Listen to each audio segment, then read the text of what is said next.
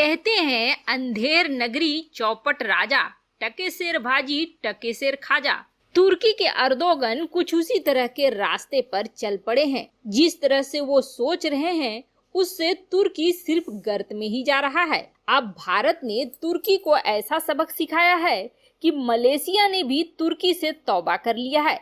आखिर भारत ने क्या करा है तुर्की के साथ? तो वहीं दूसरी तरफ सऊदी अरब से अब धक्के मारकर निकाले जाएंगे पाकिस्तानी सेना और उसकी जगह किस देश की सेना तैनात होगी सऊदी अरब में। एक खास मिशन के लिए सऊदी अरब ने पाकिस्तानी सेना पर भरोसा नहीं किया बल्कि इस देश की सेना पर भरोसा किया और उन्होंने इस मिशन को किस तरीके से अंजाम दिया। वहीं दूसरी तरफ फ्रांस में पाकिस्तानी इमाम ने करी कुछ ऐसी हरकत जिसके बाद फ्रांस ने उसे बड़ा अच्छा सबक सिखाया। आइए जानते हैं इन खबरों को विस्तार से। आपको याद होगा हाल ही में काफी हो हल्ला मचा था। फ्रांस ने जिस तरह से उनके देश में हुई घटना के बाद इस्लामिक आतंकवाद के बारे में बोला था और बयान दिया था, उसके बाद कई मुस्लिम देश थे जो प्रदर्शन करने को उतारू हो गए थे। यहाँ तक कि फ्रांस के उत्पादों का बहिष्कार करने का अभियान भी चला दिया था। वैसे बता दें आपको, प्रदर्शन करने वालों में पाकिस्तान और तुर्की सबसे आगे थे। हालांकि ये बात अलग है कि फ्रांस पर इस विरोध का कोई खास असर नहीं हुआ। फ्रांस अभी भी आतंकवाद का समर्थन करने वालों के खिलाफ कड़े कदम उठा रहा है और पहले से ज्यादा कड़े कदम उठा रहा है। फ्रांस सरकार ने विदेशी इमामों के देश में आने से रोकने के लिए कई कदम उठाए हैं और राष्ट्रपति इमैनुअल मैक्रोन इस संबंध में कई अन्य फैसले लेने पर विचार भी कर रहे हैं। अभी के जो आंकड़े हैं उसके अनुसार हर साल करीब 300 इमाम फ्रांस आते हैं।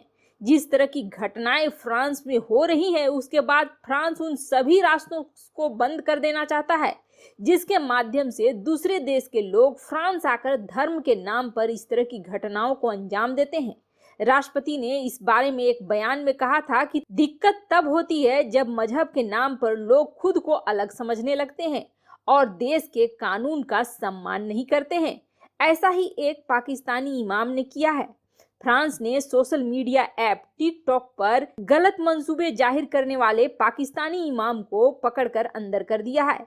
लुकमान हैदर नाम के इस शख्स को 18 महीने के लिए अंदर भेजा गया है। इसके अलावा फ्रांस सरकार उसे वापस उसके देश भेजने की तैयारी भी कर रही है। यह इमाम 2015 में फ्रांस आया था और वह पेरिस की एक मस्जिद में इमाम के रूप में काम करता था। उसने टिकटॉक पर कुछ वीडियो पोस्ट किए थे जिसमें कई घटनाओं का समर्थन करते हुए कहा गया था कि जो गैर मुस्लिम है उसको निशाना बनाओ, जिसके बाद फ्रांस ने एक्शन लेते हुए उसे अंदर का रास्ता दिखला दिया। वैसे उसने कई ऐसे वीडियो पोस्ट करे थे जो कि सिर्फ भावनाओं को भड़काने का काम करते हैं। वहीं दूसरी तरफ तुर्की को भारत ने एक अलग ही तरीके से बड़ा झटका दिया है। आपको याद होगा तुर्की मलेशिया के साथ मिलकर भारत के खिलाफ एक अलग ही फ्रंट बनाना चाहता था। उस समय तुर्की, मलेशिया और पाकिस्तान ये तीनों एक गुट बना रहे थे। महातिर मोहम्मद के मलेशिया के सत्ता में होने का तुर्की बहुत ज्यादा फायदा उठा रहा था। वैसे सिर्फ वही एक मंच नहीं था, तुर्की ने हर एक मंच का इस्तेमाल किया भारत के साथ विवाद बढ़ाने के लिए। और सिर्फ भारत के साथ ही नहीं, कई गैर मुस्लिम देशों के साथ उसने सिर्फ विवादों को बढ़ाने का ही काम किया। अर्दोगन खलीफा बनने के चक्कर में न सिर्फ अपने ही देश को गर्त में ले जा रहे थे बल्कि मलेशिया भी महातिर मोहम्मद के समय गर्त में ही जा रहा था। लेकिन भारत ने कभी भी, भारत के बड़े नेताओं ने खास करके कभी भी ऐसी कोई बयानबाजी नहीं करी जो कि ओझी राजनीति को दिखलाता हो। जबकि अर्दोगन कई मौकों पर इस तरह के बयान देते थे जो कि एक राजनीति का मजा हुआ नेता कभी भी नहीं दे सकता है। लेकिन फॉरेन पॉलिसी ने अब एक रिपोर्ट जारी करा है और इस रिपोर्ट के अनुसार भारत ने तुर्की को सीधे सीधे नहीं बल्कि कूटनीतिक दृष्टिकोण से अंतरराष्ट्रीय स्तर पर इस तरह से ढकेल दिया है कि अब तुर्की की बातों को कोई भी नहीं सुन रहा है। यहाँ तक कि मलेशिया ने भी तुर्की का साथ छोड़ दिया है। हर मंच पर अब तुर्की को उसी नजर से देखा जाता है जिस नजर से पाकिस्तान को देखा जाता है। वैसे आपको बता दें, मलेशिया में सत्ता परिवर्तन होकर मलेशिया की राजनीति और कूटनीति तो बच गई, लेकिन तुर्की का हाल और भी बुरा होने वाला है। धीरे धीरे अंतर्राष्ट्रीय मंच उसे एक बिल्कुल ही गैर जिम्मेदार देश मानने लगे हैं। वहीं दूसरी तरफ भारत इतना ज्यादा शक्तिशाली माना जा रहा है कि वह सीधे सीधे नहीं बल्कि कूटनीतिक दबाव से ही तुर्की के ऊपर अपनी जीत को हासिल कर रहा है। और ऐसी स्थिति आ रही है कि अर्दोगन के बयानों को अब सिर्फ मजाक से ज्यादा कुछ भी नहीं समझा जा रहा है। वैसे आपको पता होगा कि सऊदी अरब पाकिस्तानी सैनिकों का इस्तेमाल करता है अपने देश में सेना संबंधित कार्य के लिए।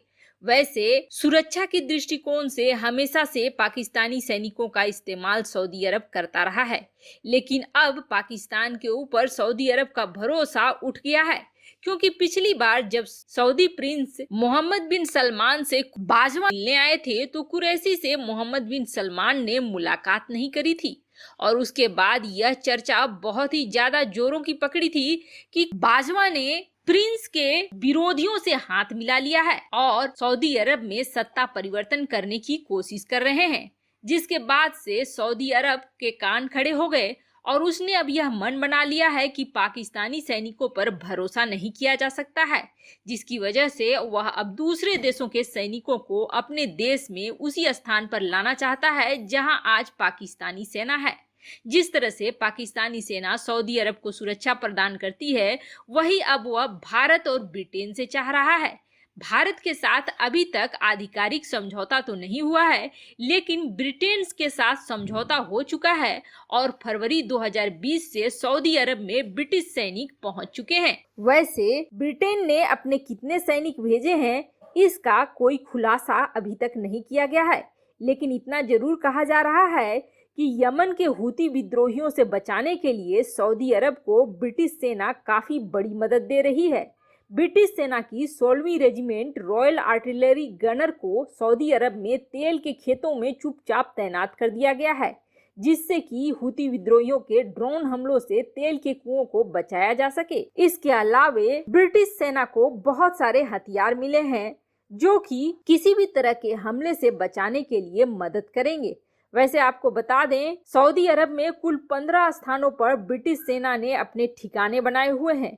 ब्रिटेन ने पहले सऊदी सेना के साथ हवाई युद्ध, इलेक्ट्रॉनिक युद्ध और अधिकारी प्रशिक्षण सहित कई दर्जन प्रशिक्षण मॉड्यूल का संचालन भी करा है। वैसे ऐसा कहा जा रहा है कि सऊदी अरब ने 2019 में रक्षा पर कुछ 61.9 बिलियन डॉलर खर्च किए थे। इसी के साथ सऊदी अरब दुनिया के उन 5 देशों में शामिल हो गया है जो सबसे ज्यादा हथियारों पर खर्च करते हैं। इस लिस्ट में सऊदी अरब से आगे है अमेरिका, चीन, भारत और रूस। लेकिन सऊदी सैन्य हथियारों के लिए पूरी तौर पर विदेशों पर निर्भर है। वैसे आपको क्या लगता है, सऊदी अरब से पाकिस्तानी सैनिकों को निकालना एक सही निर्णय है? कमेंट कर अपनी राय जरूर बताएं। जल्द मिलते हैं अगले वीडियो में नई खबर के साथ।